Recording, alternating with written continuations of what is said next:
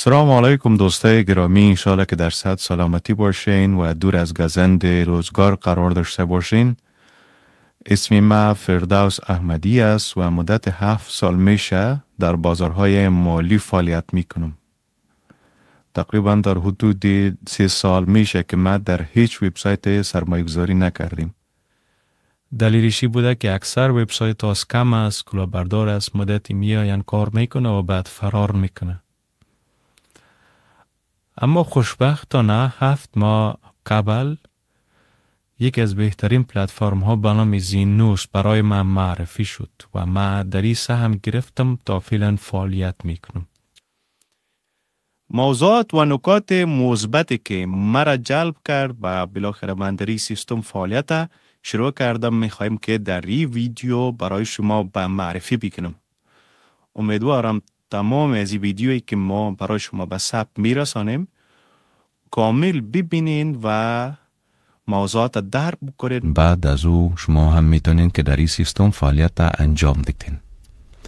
پس بسم الله شروع میکنیم و تمام جزئیات این کمپانی را تک تک برای شما روی بحث میگیریم. در سلاید نخست میخوایم که اعضای رهبری کمپانی زینوس را برای شما به معرفی بگیرم.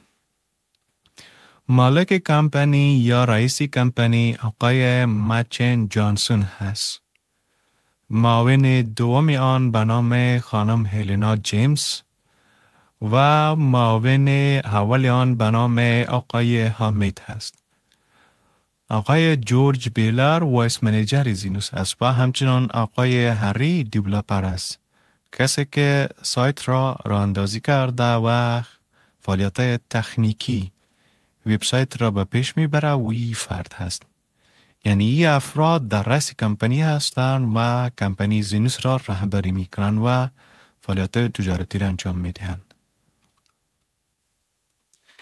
یک موضوع خیلی مهمی که از طریق صفحه رسمی زینوس در تلگرام به نشر سپرده شد او اسلاید بود که به انرژی ما واقعا افزود و برای ما مشخص ساخت که کمپانی زینوس این فعالیت‌های غیر قانونی و غیر اصولی و حتی گفته میتونم که فعالیت‌های حرام را انجام نمیده.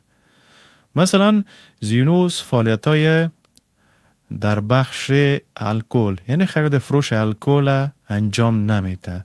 همچنان خرید و فروش گوشت خوگه و همچنان فعالیت‌های فیلم‌های مبتذل غیر اخلاقی و کلونینگ یک نوع شبیه سازی است که انجام نمیدن. قمار اصلا گفتن که ما در این بخش فعالیت نمی کنیم. خرید و فروش اسلحه، تنباکو و همچنین چرس و فعالیت های سوددهی و شرکت هایی که مثلا پول کم میگیرن و سودی بیشتر پرداخت میکنه. یعنی این فعالیت ها را کمپانی زینوس انجام نمیده و برخلاف از اینو عمل میکنه. یعنی یک موضوع خیلی خوبه به ما میرسانه که اگر ما در این کمپانی فعالیت بکنیم انشالله که با دور از این فعالیت های که بعضی کمپانی های دیگر انجام میده هستیم و میتونیم که با بسیار فکر بالا و دل بالا ما دی کمپانی فعالیت انجام بدیم. خب آیا شرکت زینوس به شکل رسمی در کشور انگلستان به ثبت رسیده است یا خیر؟ بله، شرکت زینوس در وبسایت رسمی دولت انگلستان به ثبت رسیده است که شما هم میتونین وبسایت رسمی دولت انگلستان باز بکنین و زینوس لیمیتد سرچ بکنین یا این شماره را. حتما تمام جزئیات از این کمپانی ظاهر میشه و این هم امو سرتیفیکیتی است که از سوی دولت انگلستان به کمپانی زینوس داده شده است. من کمی زوم میکنم.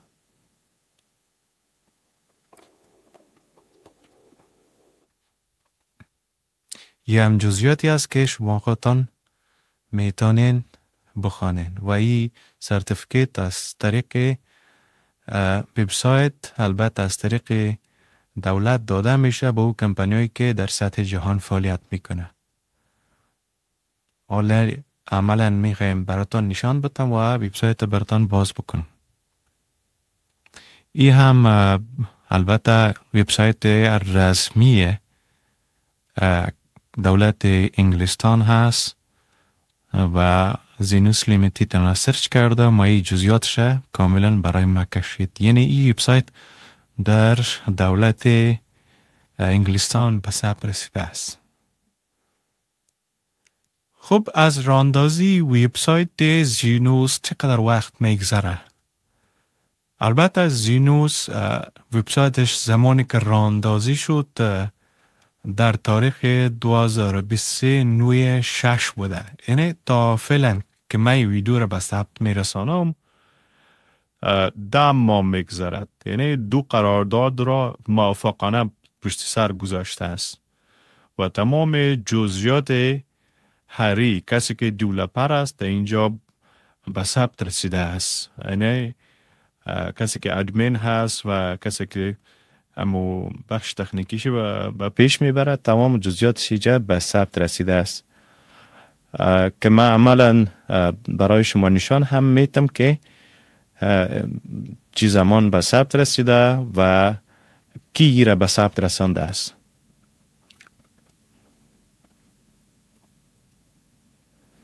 در این وبسایت شما میتونین دومین های هر وبسایتی که فعالیت انجام میده مشخص بسازین که در کدام وقتی راجستر شده. بعضی ها میگن که مثلا فلانی شرکت یا فلانی کمپانی 1 سال میشه فعالیت میکنه. زمانی که شما دومینش اینجا سرچ بکنین اینجا برای شما واضح میسازه که در کدام ماه راجستر شده. بعضی ها مثلا بعض شرکت هایی که فرار کرد میگفتن که 2 سال میشه فعالیت میکنه.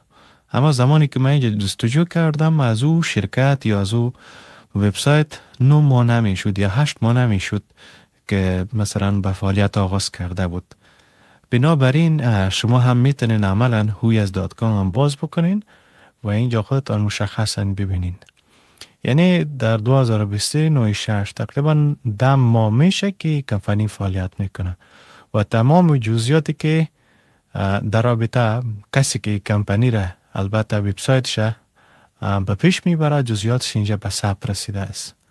نکته مهمی است که اکثر وبسایت های کلاهبردار این جزئیات پنهان میکنه و اصلا به کسی نمایش نمیده. یعنی این یک از خوبی کمپانی است و یک کمپانی است که مثلا پنهان کاری چیزی نداره و از کسی حراس هم نداره و به شکل جهانی فعالیت خود به پیش میبره. یعنی شما این وبسایت باز بکنین و وبسایت های مورد نظر خود جستجو بکنین ببینین که از این جزئیات خودداری کردن و ایره پنهان ساختن.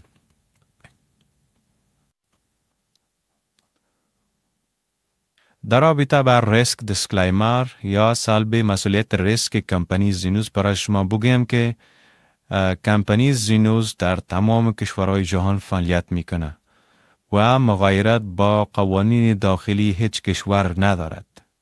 از سر تا سر جهان شما میتونین در این کمپانی فعالیت بکنین و کسب درآمد بکنین. بعضی پلتفرم ها یا بعض شرکت ها هست که بر بعضی کشورها تحریم وضع میکنه و امو سیاست های داخلی بعضی ابرقدرت ها را به پیش میبره. بنابراین نظر به او شرکت های کمپانی هیچ نوع تحریم بر هیچ کشور وضع نکرده. شما میتونین از سر تا سر دنیا در هر کشور جهان که هستین در این کمپانی فعالیت بکنین.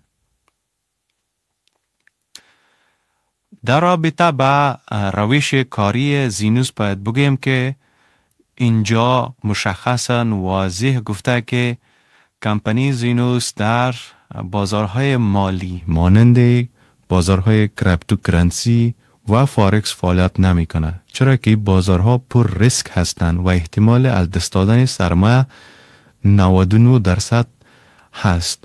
بنابراین این کمپانی میگه که مدت 30 سال میشه که ما در بخش بازارهای سنتی فعالیت میکنیم، البته با نامهای مختلف.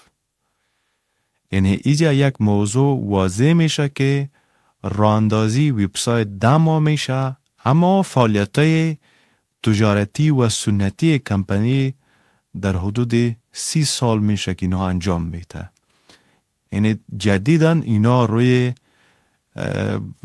پلتفرم آمدن و وبسایت خود را راه اندازی کردن. خب زینوس اینجا واضح ساخته که ما در این بخشا فعالیت میکنیم و فعالیت‌های ما در برگیرنده ای تجارت ها هست. مثلا در بخش خرید و فروش املاک، ساختمان میخره و به فروش میرسانه، بلاک میخره و به کرایه میده و همچنان در بخش ترانسپورت کار میکنه، اموال از یک کشور به یک کشور، از یک ولایت به دیگه ولایت انتقال میده.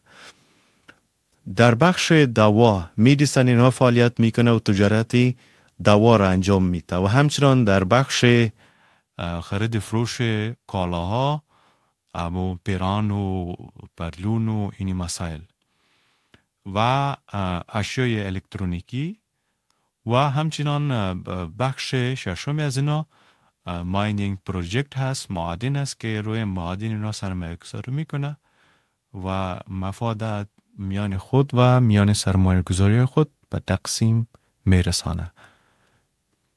یعنی اینجا واضح ساخته میشه و از کمپانی ها فعالیت های خود مشخص نمیسازه.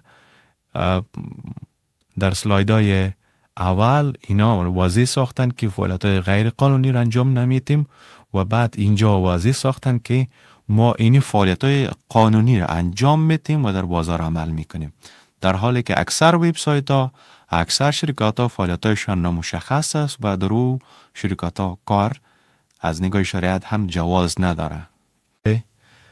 اگر شما در این کمپانی مثلا فعالیت میکنین یا سرمایه گذاری میکنین، این کمپانی هیچگاه پول شما را بلاک نمیکنه و هر زمان شما خواسته باشین دوباره پولتون را به دست میآورین، اما کامل پول به دست نمیآورین. 70% پول شما میتونین برداشت بکنین. مثلا شما امروز $1,000 سرمایه گذاری کردین،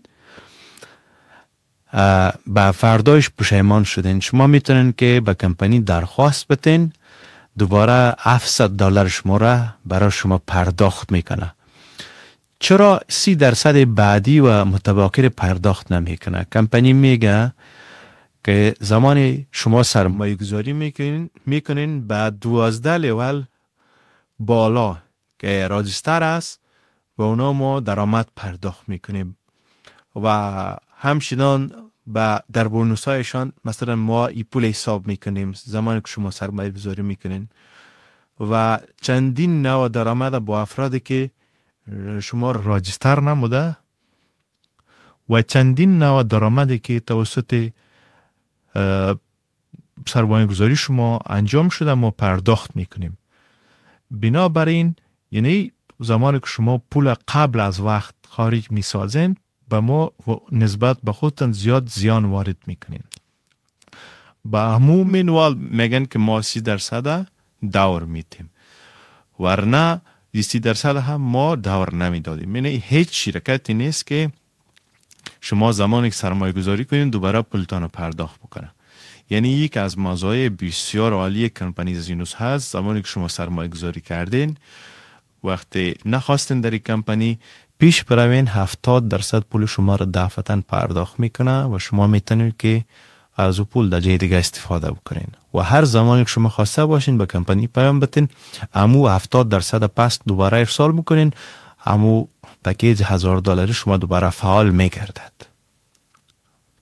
خب در رابطه با مشروعیت کمپانی زینوس باید بگویم که ما در مورد کمپانی زینوس تحقیقات خود را انجام دادیم و همین معلوماتی که به دست آورده بودیم با یکی از علما در میان گذاشتیم که شما تمام جزئیات از این فتوا را شما میتونین بخوانین، اما به شکل کوتاه میگویم که اونا گفتن طوری که شما میگین که در کارهای شرعی فعالیت میکنه، کارهای غیر قانونی و غیر اصولی و حرام انجام نمیده و در مفاد و ضرر با شما شریک هست، بدون شکی مضاربه است و فعالیت در این کمپانی جواز دارد و به خاطر از که تمام جزئیات از این فتوا را به دست بیاورین، امرای ما صدایشان هم موجود هست و همچنین به شکل متنی هم هست که شما میتونید سلاید کامل بخوانید. و این هم سکرین شات ختم قرارداد من با زینوس هست که ما در حدود $5,000 سرمایه گذاری کردیم. $5,000 و $4,857 از تیم سازی به دست آوردیم. $900 لیول بونس به دست آوردیم. $8 هم گیفت بونس است. در مجموع ما $10,000 برداشت کردیم و زمانی که اگر ما بخوایم اصل سرمایه گذاری خودم برداشت بکنم میبینیم که پس از قرارداد $5,825 اویلیبل شده و این قابل برداشت هست. یعنی $5,000 که من سرمایه گذاری کرده بودم $4,429 تایی یک. اگر شما در این کمپانی مثلا فعالیت میکنین یا سرمایه گذاری میکنین، این کمپانی هیچگاه پول شما را بلاک نمیکنه و هر زمان شما خواسته باشین دوباره پولتان به دست میآورین. اما کامل پول به دست نمیآورین. 70% از پول شما میتونین برداشت بکنین. مثلا شما امروز $1,000 سرمایه گذاری کردین، با فردایش پشیمان شدین، شما میتونین که به کمپانی درخواست بتین دوباره $700 شما را برای شما پرداخت میکنه. چرا 30% بعدی و متباقی پرداخت نمیکنه؟ کمپانی میگه که زمانی شما سرمایه گذاری میکنین به 12 لیول بالا که رازیستر است و اونا ما درآمد پرداخت میکنیم و همچنان در بونوسایشان مثلا ما ای پول حساب میکنیم زمانی که شما سرمایه گذاری میکنین و چندین نوع درآمد با افرادی که شما راجستر نموده و چندین نوع درآمدی که توسط سرمایه گذاری شما انجام شده ما پرداخت میکنیم. بنابراین یعنی زمانی که شما پول قبل از وقت خارج میسازین با ما نسبت به خودتان زیاد زیان وارد میکنین. با همون منوال میگن که ما 30% دور میتیم، ورنه 30% هم ما دور نمیدادیم. یعنی هیچ شرکتی نیست که شما زمانی که سرمایه گذاری کنین دوباره پولتان رو پرداخت بکنه.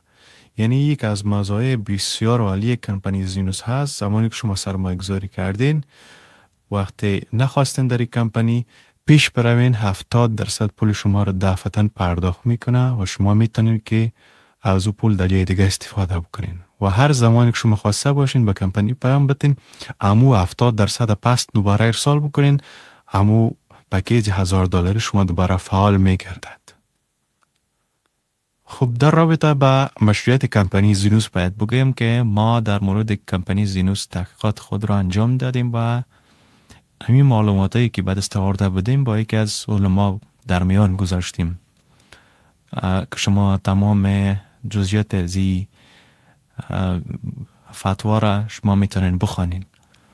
اما به شکل کوتاه میگویم که اونا گفتن طوری که شما میگین که در کارهای شرعی فعالیت میکنه، کارهای غیر قانونی و غیر اصولی و حرام انجام نمیده و در مفاد و ضرر با شما شریک هست، بدون شکی مضاربه است و فعالیت در این کمپانی جواز دارد.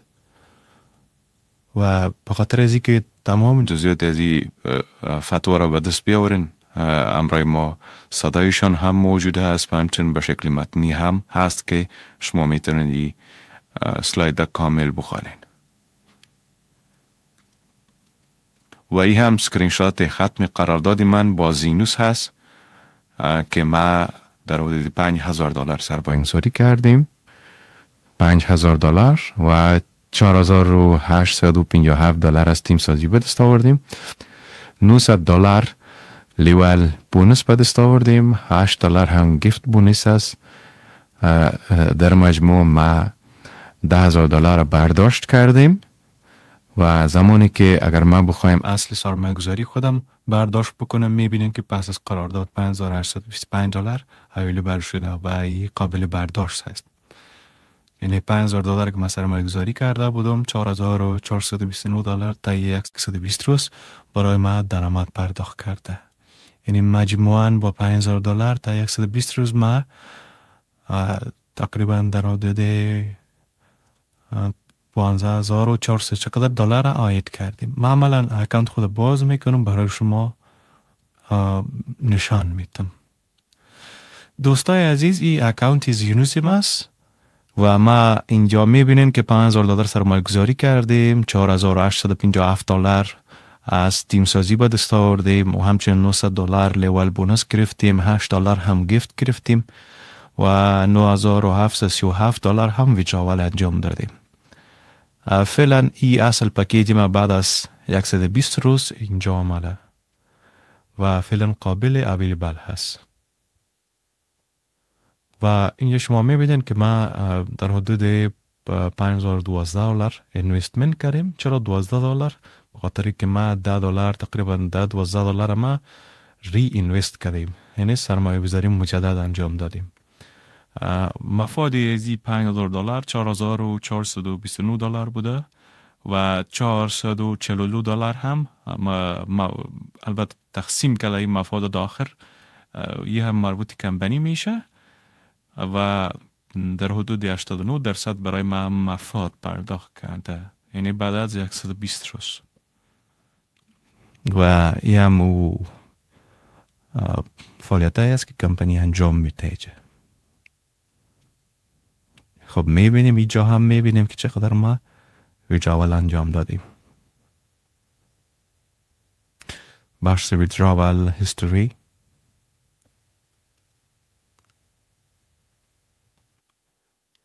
خب این هم امو ارقامی است که ما از اکاونت زینیس خود برداشت زدیم. $2,000، $3,000، $2,040، $20، $300 و $1,000 مجموع نمو مقدار $9,000 میشه.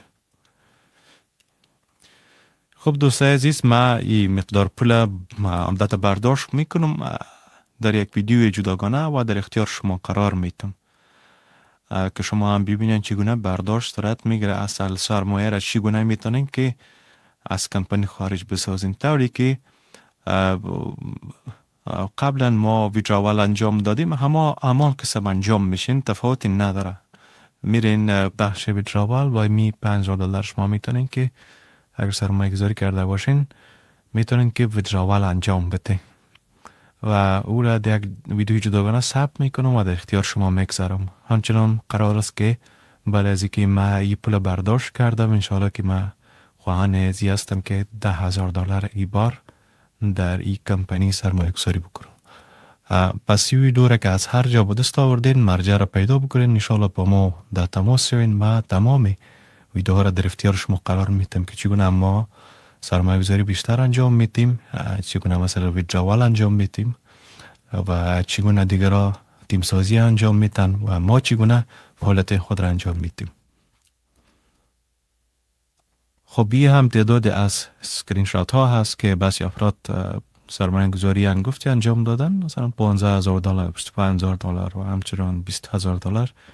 البته این افراد بعضی هایشان در تیم ما هستن، بعضی هایشان در خارج کشور هستن و در اینجا سرمایه گذاری انجام دادن. خب دوستای عزیز، این معلوماتی که برای شما ارائه کردم این معلومات ابتدایی در مورد کمپانی بوده، یعنی تاریخ کمپانی، نحو فعالیتایش و اهدافش و معرفی کمپانی بوده.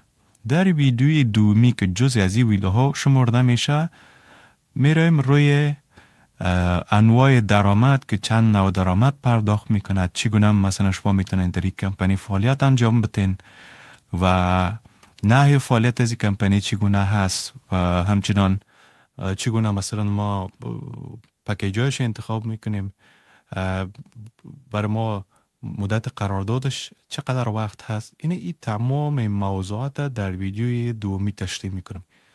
بنابراین حتما ویدیوی دومی را ببینین و تمام موضوعات آنجا در مورد انواع درآمد کمپانی که بیشتر از 12 نوع درآمد پرداخت میکنه در او ویدیو تشریح خواهد شد. تا این دمه که با ما بدین خیلی سپاس، ممنون.